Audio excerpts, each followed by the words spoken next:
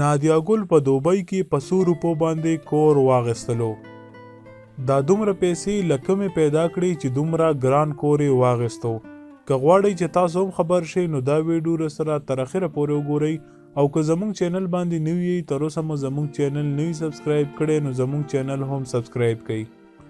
دوستانو د دوبۍ یو مشهور ځای کې نادیا ګل د 200 کروڑو روپو کور واغستلو چې ټول خلک یې حیران کړل چې دومره پیسې نادیا ګل سره د کومې نه راغلي. دوستانو تاسو د نادیا ګل د کور تصویرونه په ویډیو کې کتلی شئ چې دا تقریبا په پاکستاني 200 کروڑه روپو باندې کیږي.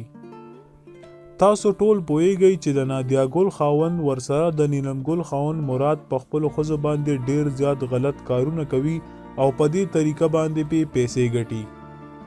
خو دوستانو د شرم خبره دا ده چې نادیا ګل اوس سندرې او ډرامې هم پریښي دي خو د هغې خاوند هلته په دوبۍ کې په نادیا ګل باندې غلط کارونه شروع کړي دي او دا د پښتنو دپاره ډیره زیاته د شرم خبره ده.